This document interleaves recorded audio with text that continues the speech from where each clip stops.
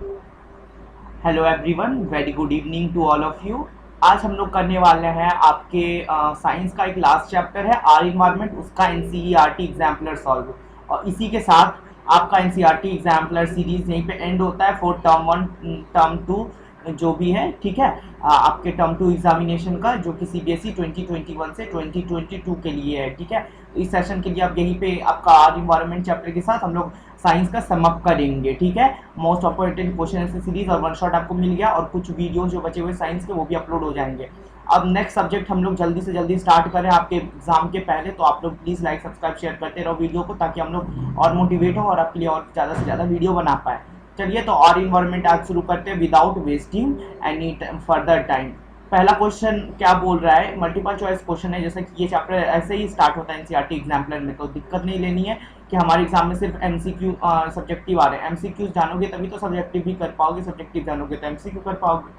पूछा which one of the following is an artificial ecosystem. पहले ecosystem क्या होता है ये जान लो। इकोसिस्टम क्या है भैया, इकोसिस्टम क्या है, एक ऐसा एरिया है जहाँ पे जो है मैन या फिर जो ह्यूमन है वो क्या करते हैं, नेचर के साथ इंटरैक्ट करते हैं, या फिर एनिमल्स, प्लांट्स, बर्ड, जितने भी चीजें एक दूसरे के साथ क्या करते हैं वहाँ पे इंटरैक्ट करते हैं उस पर्टिकुलर एरिया को में जा करके, उसको क्या बोलते हैं, इकोसिस्टम बोलते हैं। ठीक है, और इकोसिस्टम दो टाइप के हो सकते हैं, एक तो मैन मेड हो सकता है, मैन मेड जिसको आप आर्टिफिशियल बोल देते हो, और एक होता है आपका नेचुरल। नेचुरल इकोसिस्टम में कैसे चीजें आ जाती है, नेचुरल इकोसिस्टम में वो चीजें इंक्लूड होती हैं जैसे कि एज लाइक हम लोग एग्जांपल ले लें नेचुरल इकोसिस्टम में, जैसे कि कोई भी फॉरेस्ट है, ठीक है, वो हो गया, माउंटेन है, ये सारे नेचुरल इकोसिस्टम। और मैनमेड इकोसिस्टम में जो भी वाइल्ड लाइफ सेंचुरी है, नेचुरल पार्क है, तो सॉरी नेचुरल नहीं, नेशनल पार्क्स वगैरह है, ये सारी चीज़ें उसमें आ जाते हैं। तो आर्टिफिशियल इकोसिस्टम पॉन्ड नहीं, पॉन्ड, क्रॉप फील्ड, लेक या फॉरेस्ट। तो यहाँ से आर्टिफिशियल इकोसिस्टम आपसे पूछ रहा है, तो आप यहाँ पे देखोगे तो पॉन्ड भी एक आर्टिफिशियल हो सकता है, बट पॉन्ड एक आर्टिफिशियल जनरली नहीं होता है, लेक भी नहीं होता है, फॉरेस्ट भी नहीं होता है। बट क्रॉप फील्ड जो है एक आर्टिफिशियल इकोसिस्टम है जिसमें मैन मेड चीज़ों का काम चलता है वहाँ पे। ठीक है, चलिए, बोलता है second, in a food chain the third trophic level is always occupied by. जो थर्ड लेवल जो होता है वो हमेशा कार्निवोर होता है। पहले देखते हो ना, प्रोड्यूसर, कंज्यूमर में ये क्या आता है, सबसे पहले क्या आता है, सॉरी हाँ, थर्ड लेवल बोल रहा है ना, थर्ड लेवल में पहले क्या आता है, प्रोड्यूसर, कंज्यूमर, और कंज्यूमर के अंदर आता है कार्निवोर, हर्बीवोर, ये सब चीज आ जाता है। और थर्ड लेवल में आपका आ जाता है डिकम्पोजर्स स्टूडेंट। तो आप लोग बोलोगे कि हमने जो पिरामिड पढ़ा हुआ है, ठीक है, हमने जो sorry sorry sorry sorry sorry मैंने मिस्टेक कर दिया, yes, carnivore is the right answer. Food chain में जो है टॉपिक लेवल ऑलवेज ऑक्यूपाइड किया जाता है कार्निवोर के लिए। जैसे देख लो, टॉपिक लेवल पिरामिड है, ठीक है, थोड़ा सा मिस्टेक हो गया था, यहाँ प्रोड्यूसर होता है, प्रोड्यूसर, फिर कंज्यूमर में हार्बीवोर, फिर कार्निवोर, फिर यहाँ पे ओमनीवोर, ऊपर जाओगे तब डिकम्पोजर्स आते हैं। ठीक है, ट्रैफिक, तो ये सही है, कार्निवोर। अब तीसरा क्वेश्चन पूछ रहा है एन इकोसिस्टम इंक्लूड्स। इकोसिस्टम क्या इंक्लूड्स करता है, all living organism, all non living, और both living and non living object. तो आपका ये आंसर होना चाहिए बोथ।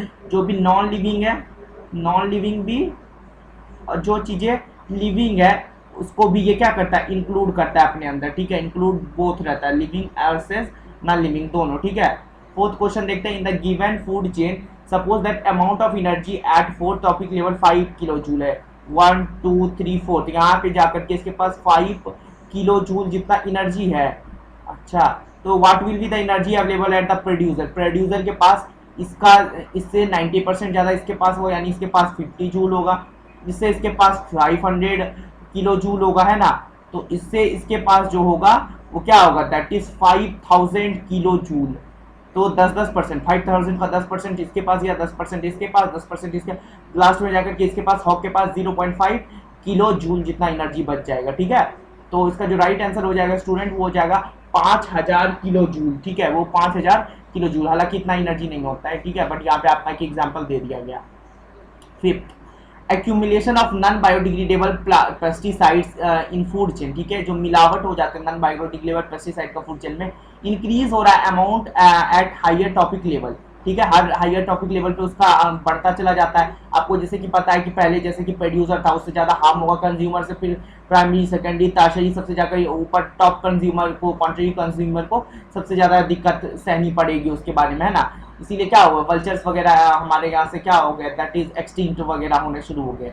इसीलिए तो हायर जितना लेवल पे जाते जाओगे उतना पेस्टिसाइड का जो और पॉइजनस है टॉक्सिन से बढ़ते जाता है, ठीक है।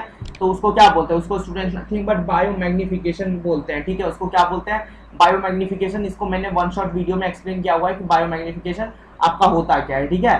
चलो क्वेश्चन नंबर 6 देखते हैं। Depletion of ozone layer is mainly due to, ozone क्या होता है स्टूडेंट्स, O3 होता है। O3 कहाँ होता है, आपकी जो टॉपमोस्ट लेयर जो ट्रोपोस्फेयर होता है उसके पास आपका एक ओजोन लेयर होता है, ठीक है। O3 का गैसेस से बना हुआ एक ओजोन लेयर वहां पाया जाता है, ठीक है। वहां पे ओजोन लेयर पाया जाता है, जिसके कारण वो क्या करता है, जितनी भी जो भी अल्ट्रावायलेट रेज है, जितनी भी यूवी रेज है, यूवी रेज जितनी भी आ रही है सन से जितनी भी यूवी रेज आ रही है उसको क्या करता है, रिफ्लेक्ट बैक कर देता है, ठीक है।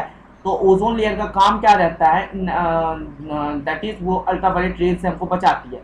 बट इसका डिफ्लीशन का जो काम होता है सबसे ज्यादा मैंने आपको बताया था कि वो CFCS के द्वारा होता है ना, क्लोरोफ्लोरोकार्बन का यूज के वजह से, ठीक है। तो ये जो इसका राइट आंसर हो जाए कि क्लोरोफ्लोरोकार्बन जो आपके AC रेफ्रिजरेटर्स वहां से निकलता है और वहीं से इसका डिप्लीशन होना शुरू हो गया है मेनली, ठीक है। 7th क्वेश्चन बोल रहा है organism which synthesize carbohydrate from inorganic compound using radiant energy called. तो उसको हम लोग स्टूडेंट नथिंग बट क्या बोलते हैं, उसको प्रोड्यूसर बोलते हैं, जो कि इनऑर्गेनिक मटेरियल का यूज करके ऑर्गेनिक बना ले, जैसे कि प्लांट्स वगैरह जो होते हैं, ग्रीन प्लांट्स वगैरह जो प्रिपेयर करते हैं अपना फूड, उसको क्या बोलते हैं, प्रोड्यूसर। इसका राइट आंसर हो जाएगा प्रोड्यूसर, ठीक है। तो 7th नंबर का भी आप टिक मार लीजिए, producer your right answer. Then after 8, in an ecosystem, the 10% of energy available for the transfer from one topic level to next in the form of what? एक इकोसिस्टम है जहाँ पे जो 10% है एनर्जी का वो अवेलेबल है for transfer of trophic level to the next form, ठीक है। तो वो किस फॉर्म में होगा, that will be heat, light, chemical और मैकेनिकल एनर्जी। तो वो किस फॉर्म में एनर्जी ट्रांसफर होते हैं स्टूडेंट्स, तो ये आपको बताना चाहिए केमिकल एनर्जी के फॉर्म में होता है, एक दूसरे को ईट कर लेते हैं वहाँ पे, है ना।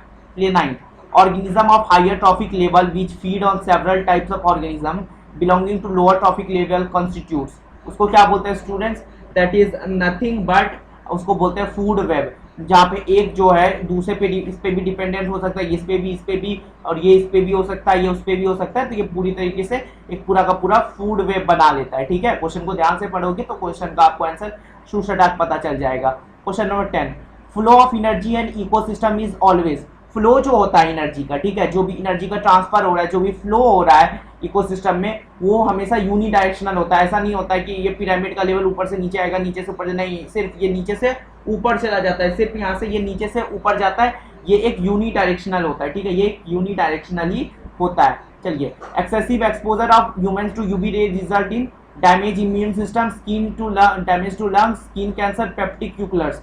तो इसका बहुत ही ज़्यादा ऑथेंटिक आंसर अगर आप दोगे तो वो दैट इज नथिंग बट वो क्या हो जाएगा, फर्स्ट डैमेज करता है आपके इम्यून सिस्टम को और आपको स्किन कैंसर भी काउज करता है। तो 1 and 3 will be your right answer, UV rays की वजह से। तो आप पढ़ लोगे यूवी रेस के बारे में जो चैप्टर में मैंने बताया हुआ है, तो आपको पता चल जाएगा कि क्या क्या डैमेज हो सकता है, ठीक है। तो थोड़ा सा ध्यान रखते हैं उन सारी चीज़ों का। चलिए, in following group of material which group contains only non biodegradable items, यहाँ जितने भी आपको दिख रहे हैं उनमें से ओनली कौन सा ग्रुप है जो कि कंटेन करता है नॉन बायोडिग्रेडेबल मटेरियल्स को, ठीक है। यहाँ पे से कौन सा है जो ओनली नॉन बायोडिग्रेडेबल मटेरियल को कंटेन करता है, तो प्लास्टिक, बेकेलाइट, DDT, ये सारे जो है क्या है, ये आपके नॉन बायोडिग्रेडेबल है। पॉलीथीन, डिटर्जेंट, PVC, ठीक है। तो अगर कहीं 2 और 4 है तो आप उसका राइट आंसर लगा दोगे कि ये जो है आपका यहाँ का राइट आंसर हो जाएगा कि ये सारे नॉन बायोडिग्रेडेबल है, ठीक है। चलो क्वेश्चन नंबर 13 देखते हैं, और बहुत ही इंपॉर्टेंट क्वेश्चन ये भी होगा क्योंकि NCERT एग्जाम्पलर का है तो सारे ही इंपॉर्टेंट होने वाला है। Question number 13, which of the limits are number of the trophic level, sorry of a food chain, decrease in the energy at higher trophic level, ठीक है। जैसे ही हमने इसको देखा तो ये इसका क्या हो गया, राइट आंसर क्या होता है, ऊपर ऊपर जैसे जाते हैं हायर टॉपिक लेवल में और एनर्जी में डिक्रीज आते जाता है। Question number 14, which of this statement is incorrect, कौन सा स्टेटमेंट फॉल्स है, कौन सा स्टेटमेंट इनकरेक्ट है। All green plant and blue green algae are producers, ये तो सही है।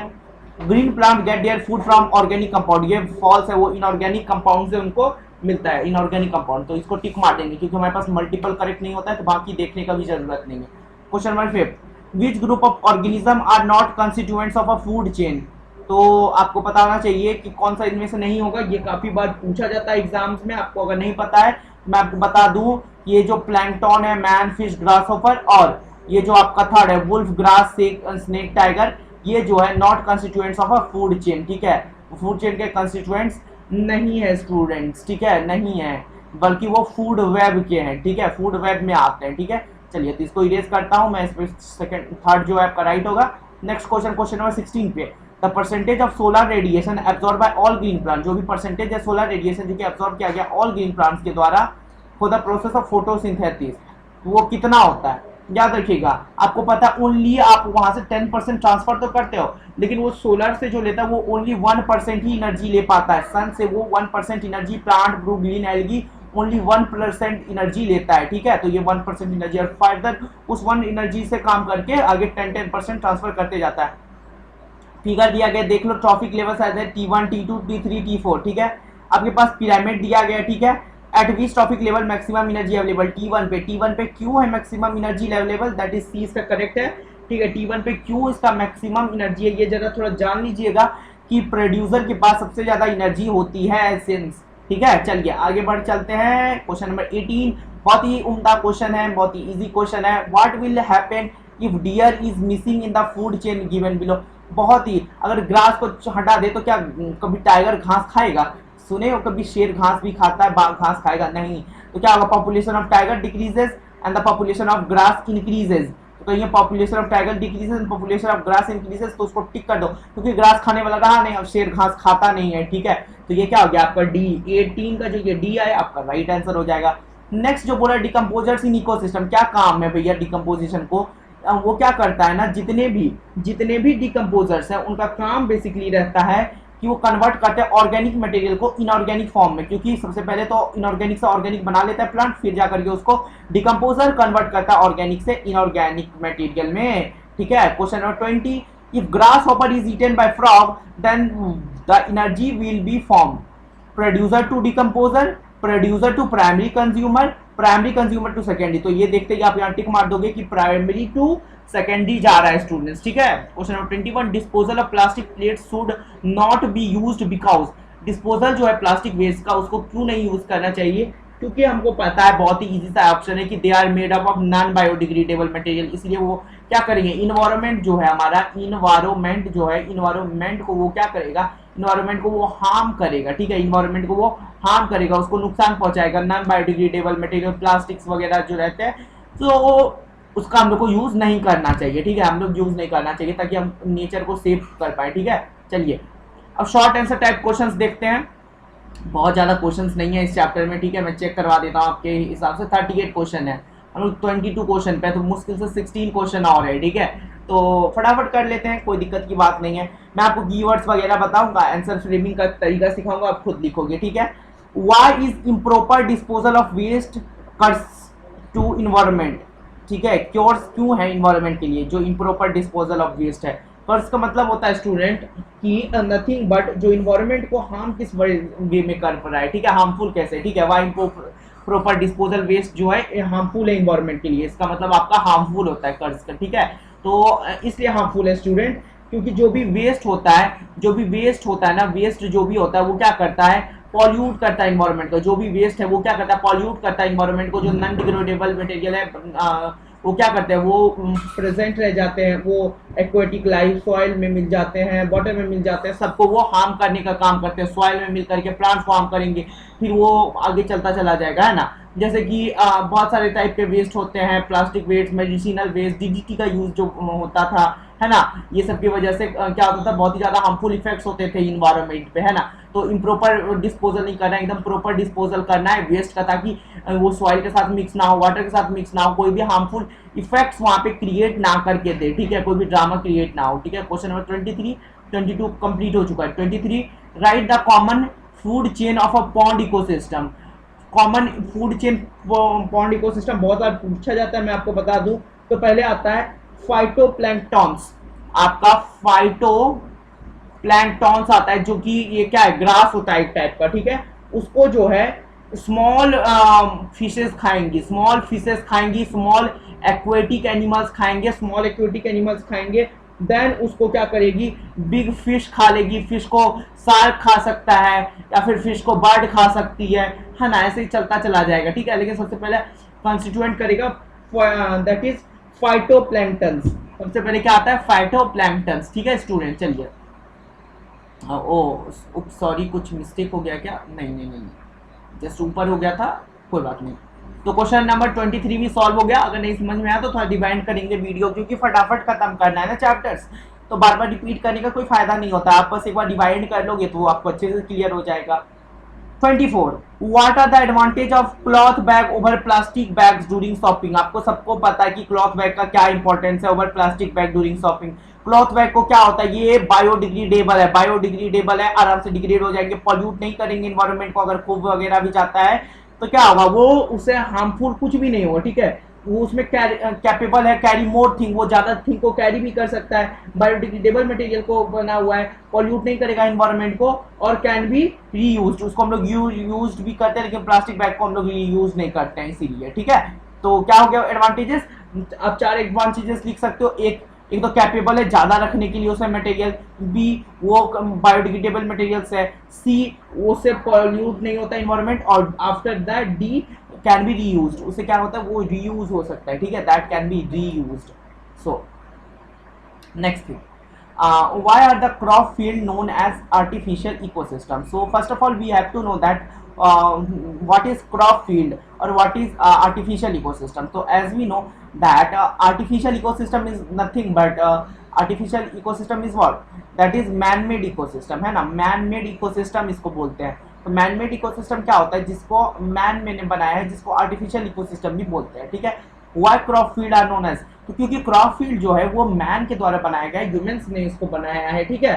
तो क्रॉप फील्ड जो है उन्होंने मैन ने बनाया उसको, ठीक है। बायोटिक और एबायोटिक कंपोनेंट को वहाँ पे मैनिपुलेट किया गया, ह्यूमन ने वहाँ पे क्या किया क्रॉप फील्ड में, बोथ बायोटिक एंड ये बायोटिक थिंग्स को मैनिपुलेट किया, ये बायोटिक थिंग्स को वहाँ पे मैनिपुलेट किया हुआ है, ठीक है। इसलिए वो क्या हो गया, दैट इज उसको आर्टिफिशियल इकोसिस्टम बोलते हैं, ठीक है। वहाँ पे नेचुरली कुछ भी नहीं है, वहाँ पे आर्टिफिशियली काम हो रहा है।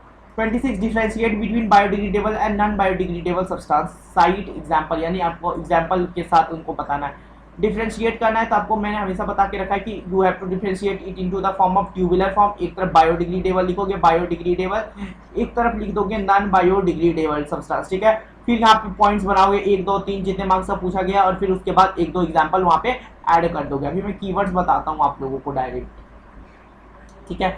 Let me to teach you some keywords, ठीक है। 25 नंबर हो चुका है, 26 देख रहे हैं ना हम लोग। Yes, let me to teach you some keywords. तो कीवर्ड्स इसका क्या हो सकता है स्टूडेंट्स, जैसे कि हमको पता है कि हमसे पूछ रहा है कि बायोडिग्रेडेबल सब्सटेंस, तो बायोडिग्रेडेबल सब्सटेंस जो कि डिग्रेड हो जाते हैं ना, उसको क्या करते हैं, पॉल्यूट नहीं करते इन्वायरमेंट को। मैं पूरा लिख के नहीं बताऊंगा आप लोगों को, आपको खुद लिखना है। वो क्या कर जाते हैं, वो डिग्रेड कर जाता है ना, वो पॉल्यूट नहीं करता, पॉल्यूट नहीं करेगा इन्वायरमेंट को, है ना। उससे नेचर को कोई भी हार्म नहीं होगा, है ना, उससे नेचर को कोई भी हार्म नहीं होगा।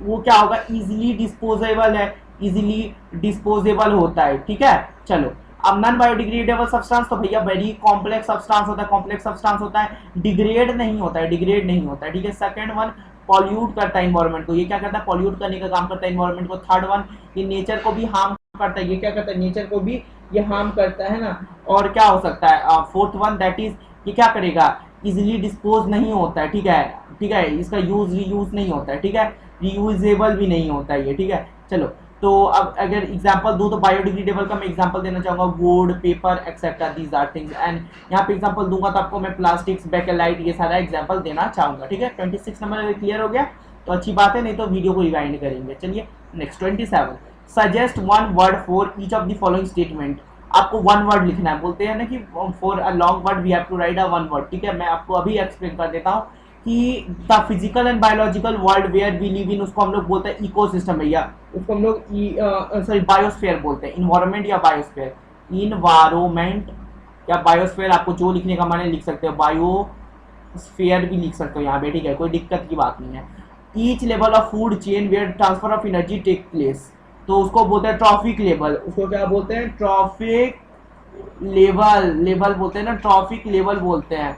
Next one, physical factor like temperature, rainfall and wind, soil and ecosystem, ठीक है, उसको बोलते हैं भैया ए बायोटिक फैक्टर, ए बायोटिक, ये सारी जिंदे नहीं है तो ए बायोटिक फैक्टर्स हो जाते हैं।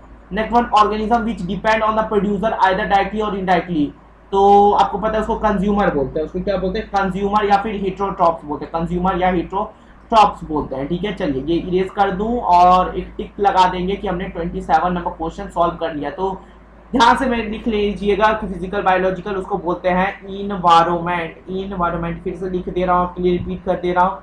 Each level of food chain में energy of transfer take place, उसको बोलते हैं trophic level. Trophic level, I hope ये सब आपको पता ही है, आप रिवीजन के लिए देख रहे हो या फिर अगर पहली बार देख रहे हो तो आपको समझ में आ जाएगा। Physical factor like temperature, rainfall, ये सबको बोलते हैं हम लोग ए बायोटिक फैक्टर। ए बायोटिक फैक्टर, क्योंकि ये सारे लोग लिविंग थिंग्स नहीं है। Organism which depend on producer either directly और इनडायरेक्टली, उसको क्या बोलते हैं स्टूडेंट? तो कंज्यूमर, कंज्यूमर बोलते हैं, या फिर हेटेरोट्रॉप बोलते हैं, हेटेरोट्रॉप बोलते हैं, ठीक है। कंज्यूमर लिखोगे तो ज़्यादा अच्छा रहेगा।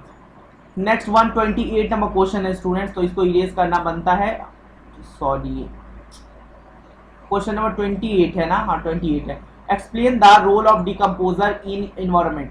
डिकम्पोजर जो है बहुत ही ज्यादा इंपॉर्टेंट रोल प्ले करता है स्टूडेंट्स। यही क्या करता है? आपके इन्वायरमेंट को क्लीन करता है। इन्वायरमेंट को क्लीन करने का काम क्या करता है? कौन करता है? वो आपका डिकम्पोजर है। ये क्या करता है? आपका क्लीन करता है इन्वायरमेंट को। जितने भी डेड एंड डेड या फिर डिके मटेरियल है उसको क्या करता है? उसको अच्छे से डिकम्पोज करता है और जाकर के उसको सॉइल में मिक्स करता है और उससे फर्टिलिटी बढ़ाता है ना। तो ये सारी चीजें इसकी है ना। तो ये न्यूट्रिएंट को रिसाइकल करता है ना, इन्वायरमेंट में सॉइल में ये न्यूट्रिएंट का रिसाइकल करता है 20 ये जो डिकम्पोजर्स होते हैं, ठीक है। चलो ये समझ में आ गया ना, फटाफट आगे बढ़ते हैं। Question number 29, select the mismatched pair in the following and correct it. Mismatched pair यहाँ पे आपके पास दिया गया, इसको करेक्ट करना है आपके पास। तो देख लीजिए, ये जो इकोसिस्टम है, बायोटिक कंपोनेंट्स ऑफ इन्वायरमेंट नहीं, यहाँ पे बायोटिक और एबायोटिक, ठीक है, दोनों वहां पे होते हैं, ठीक है, इकोसिस्टम में, ठीक है। तो ये आपका दैट इज मिसमैच्ड पेयर है। यहाँ पे बायोटिक और एबायोटिक फैक्टर दोनों इन्वॉल्व होंगे इकोसिस्टम में, ठीक है। चलो आगे बढ़ चलते हैं, इसका बी राइट हो जाएगा। इसमें आप लिख देना कि भैया जो बायोटिक कंपोनेंट सिर्फ इन्वायरमेंट में नहीं होता है, सिंस ये नॉट मैचिंग पेयर है, क्योंकि बायोटिक और एबायोटिक फैक्टर मिल करके एक इकोसिस्टम बनता है, ठीक है। Question number 30, why do not clean pond or lake? We do not clean pond and lake but aquarium needs to be clean. Why? मैंने ये सैंपल पेपर्स में भी बहुत बार देखा है, तो ये इंपॉर्टेंट हो सकता है एंड इंपॉर्टेंट है क्योंकि मैंने ये सैंपल पेपर्स में भी देखा हुआ है, ठीक है। तो हम लोग क्यों नहीं क्लीन करते हैं पॉन्ड्स और लेक को, बट एक्वेरियम को क्लीन करते हैं, ये ऐसा क्यों जरूरी है, ठीक है स्टूडेंट्स। तो ये आप बताइएगा, ये आप बताना है ना। तो ये अगर आप बताना है तो आप बोलिएगा कि एक्वेरियम जो है एक आर्टिफिशियल इनकम्प्लीट इकोसिस्टम है in contrast to pond and lake. Contrast to pond and lake का कहने का मतलब है कि जो ये आपका एक्वेरियम है ना, वो कंपैरिजन में जो इकोसिस्टम से है वो क्या है, वो क्या होता है कि एक्वेरियम जो आर्टिफिशियल है, बट वो जो है जो आप सॉरी हाँ आपका जो ये पॉन्ड और लेक है वो क्या है, नेचुरल इकोसिस्टम है। सेल्फ सस्टेन खुद को कौन कर सकता है? वो पॉन्ड कर सकता है, ठीक है। तो उसको सेल्फ सस्टेन कर सकता है, पॉन्ड जो है खुद को सेल्फ सस्टेन कर सकता है, सेल्फ सस्टेन कर सकता है, लेकिन पॉन्ड लेक वगैरह, लेकिन एक्वेरियम को खुद सस्टेन नहीं कर सकता, खुद को क्लीन वगैरह नहीं कर सकता है।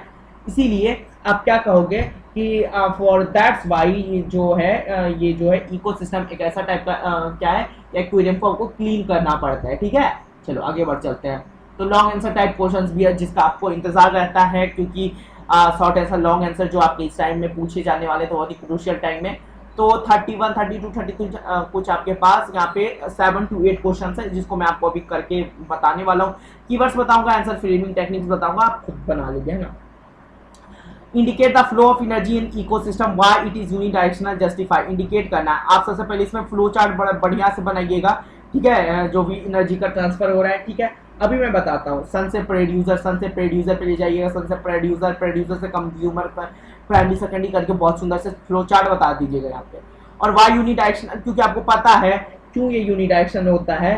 से जो फ्लो जो है एनर्जी का वो क्या होता है, progressively from one trophic level to another होता है, जो कि वापस नहीं आ सकता है, इसीलिए उसको हम लोग यूनिडायरेक्शनल बोलते हैं। क्योंकि जैसे जैसे हम ऊपर चलते जाते हैं एनर्जी डिक्रीज की जाती है और एक टाइम बाद एनर्जी खत्म हो जाती है, और जो कि वापस नीचे एनर्जी रिवर्स डायरेक्शन में नहीं आ सकती है ना। इतनी ज्यादा एनर्जी नहीं है कि उसके पास वापस रिवर्स डायरेक्शन में आ सके, धीरे धीरे खत्म होती जाती है। तो इसीलिए क्या होता है कि यूनिडायरेक्शनल है ये भी मैंने कहीं देखा हुआ है, तो ये इंपॉर्टेंट है और मैंने बहुत सैम्पल पेपर्स में प्रीवियस ईयर में भी ये देखा हुआ है, तो ये भी आप टिक मार दो, इंपॉर्टेंट है। 32, why are decomposers, what will be the consequence of an excess of ecosystem, what are decomposers। तो decomposers के बारे में आपको पता होना चाहिए कि decomposers वो होते हैं जो कि क्या करते हैं, डेड एंड डिकेइंग मटेरियल पर फीड करते हैं और क्या करते हैं, क्लीन करते हैं हमारी इन्वायरमेंट को, क्या करते हैं, क्लीन करते हैं इन्वायरमेंट को। राइटिंग पे मत जाइएगा, अभी मैं ऐसे ही लिख रहा हूँ, ठीक है। चलिए, what will be the consequence of their absence. Absence जैसे ही हो जाएगा ना उसका, तो सबको अच्छे से पता चल जाएगा क्या, कि आपको पता है कि ये भी इंपॉर्टेंट चीज है, ठीक है। मैं आपको अभी मार्क कर दे रहा हूँ इंपॉर्टेंट। क्या हो जाता है वहाँ पे स्टूडेंट्स की कंसिक्वेंस क्या होता है कि अगर वो चला गया तो अब इन्वायरमेंट को क्लीन करने वाला क्या रहेगा, रोटेन मटेरियल वगैरह, रोटेन मटेरियल सड़ा गला पदार्थ को कौन क्या करेगा, डिकम्पोज करेगा, वो वहीं पड़ा रहेगा, गंदगी मचाएगा, है ना। तो ये सारी चीजें उसके आने से प्रॉब्लम होगी, ये सब प्रॉब्लम आप वहाँ पे मेंशन कर देना। Suggest any 4 activities in daily life which are eco friendly. Eco friendly का 4 एक्टिविटीज मैं आपको बता दूं, तो एक होता है गार्डनिंग, एक जो है गार्डनिंग होगा स्टूडेंट, गार्डनिंग, गार्डन में गार्डनिंग कीजिए, फ्लावर वगैरह लगाइए। दूसरा गन्नी बैग्स का यूज कीजिए प्लास्टिक बैग्स की जगह। तीसरा क्लॉथ का यूज, क्लॉथ बैग का यूज क्या कीजिए, है ना, पॉलिथीन वगैरह का यूज मत कीजिए, है ना। कंपोस्ट, वर्मी कंपोस्ट बनाइए, हार्वेस्ट कीजिए रेन वाटर, हार्वेस्ट कीजिए रेन वाटर, आप कंपोस्ट, वर्मी कंपोस्ट बनाइए, तो वो क्या हो गया, इको फ्रेंडली चीजें हैं। और इनऑर्गेनिक के जगह ऑर्गेनिक फार्मिंग कीजिए स्टूडेंट। तो ऑर्गेनिक फार्मिंग में मैन्योर वगैरह का, ऑर्गेनिक फार्मिंग में मैन्योर वगैरह लगा करके, तो ये आपको करने की जरूरत नहीं है, बस आपको ये बताना है वहां पे, ठीक है। चलो, question number 34, give 2 differences between food chain and food web. 2 difference बताना है, food chain and food web. फिर बताऊंगा टेबुलर फॉर्म ऐसे ही बना करके लिखेंगे, ठीक है। फूड चेन, फूड वेब बताता हूँ। फूड चेन और फूड वेब में क्या अंतर है, ठीक है। तो आप जब जानते हो, क्या जानते हो आप कि फूड चेन क्या है, सीरीज है ऑर्गेनिज्म का फीडिंग वन अनदर, सीरीज है, एक दूसरे पे फीड किए जा रहे हैं, ठीक है। बट फूड वेब एक के ऊपर ये भी, एक के ऊपर वो भी, ऐसे करके ना। Food web consist of number of interlinked food chain, है ना।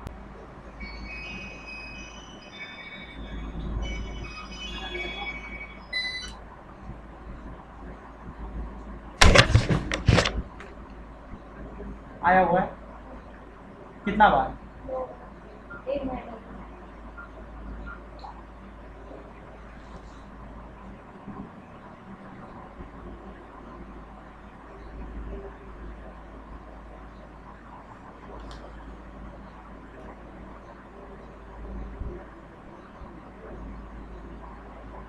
ठीक है। फॉरगेट स्टूडेंट, वेरी सॉरी, शायद बीच में डिस्टर्बेंस हो गई थी, ठीक है। तो ये आपको मैंने बता दिया 34 नंबर, है ना। 33, 34 में थे हम लोग। दो डिफरेंस बता रहा था ना। तो फूड वेब क्या होता है, कंसिस्ट करता है number of interlinked food chain को, वेयर फूड चेन में क्या रहता है कि सीरीज रहता है फीडिंग एनिमल्स का। फूड चेन में जो मेंबर है हायर ट्रॉफिक लेवल का, फीड करते हैं सिंगल ऑर्गेनिज्म के ऊपर लोअर ट्रॉफिक लेवल को। वेयर फूड वेब में क्या होता है, member of higher trophic level feed कर सकता है किसी पर भी, लोअर हो, हायर हो, किसी पर भी हो, ठीक है। चलो, 35, name the waste which are generated in your house daily, what measures you take disposal. I hope ये खुद से करना चाहोगे तो ज्यादा अच्छा रहेगा, ये भी मैं क्या बताऊं, ठीक है। तो 35 आप खुद से अटेम्प्ट कर लेना।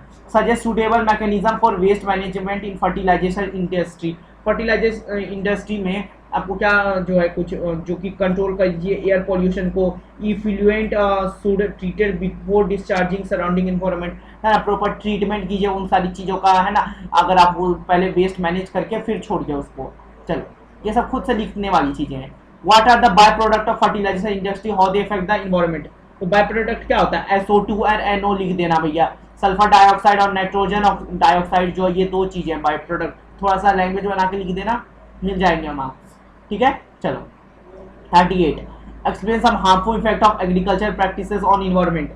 तो क्या क्या हो सकता है, एक्सेसिव यूज ऑफ फर्टिलाइजर के कारण केमिकल जो जा सकता है सॉइल में मिक्स हो सकता है। Excessive use of non biodegradable compound के कारण केमिकल पेस्टिसाइड वगैरह हार्म करेगा इन्वायरमेंट को। एक्सटेंसिव अगर क्रॉपिंग करोगे तो सॉइल की फर्टिलिटी चल जाएगी। एक्सेस ऑफ ग्राउंड वाटर का यूज करोगे तो एग्रीकल्चर के लिए तो वाटर टेबल घट जाएगा, डैमेज हो जाएगा नेचुरल इकोसिस्टम हैबिटेट वगैरह, ठीक है। तो बस यही सब चीज़ें हैं और इस चैप्टर में बहुत ज़्यादा कुछ तोप चीज़ नहीं है, ठीक है। तो हालांकि मैंने आपको जो भी चीज़ें इंपॉर्टेंट हो सकती थी इस चैप्टर की रिगार्डिंग मैंने आपको बता दी है, ठीक है। तो आप इस चैप्टर को एक बार रिवाइज करना अच्छे से, ठीक है। और फिर मुझे बताना अगर कहीं फिर भी दिक्कत आती है इस चैप्टर में। मैं मिलूंगा आपसे नेक्स्ट वीडियो में। अब नेक्स्ट वीडियो जो होने वाला है वो आपके में भी IT पे हो, SST पे हो, I didn't knew it, but आपको जो भी वीडियो मिल जाएगी, ठीक है। सैम्पल पेपर भी सॉल्व करके मैंने आपको दिया हुआ साइंस का, एक और 2-4 सैम्पल पेपर और सॉल्व कर लेंगे साइंस के, ताकि पूरी तरीके से तो साइंस खलास हो जाए। फिर हम लोग IT पे ध्यान देंगे और अदर सब्जेक्ट पे ध्यान देंगे। मैं ट्राई करूंगा कि आपके लिए इंग्लिश की वीडियोस मैं ला पाऊँ, ठीक है। बट इतना ज़्यादा लोड हो जाता है ना कि अकेले मैनेज इसको कर पाना बहुत ही ज़्यादा मुश्किल हो जाता है, तो थोड़ा सा हमारे पास लीड चीज़ें हो रही हैं। बट मैं ट्राई करूंगा कि आपको इस ईयर से मैं आपको अच्छा कंटेंट्स और भी ज़्यादा इससे भी प्रोवाइड करना कर सकूँ, ठीक है।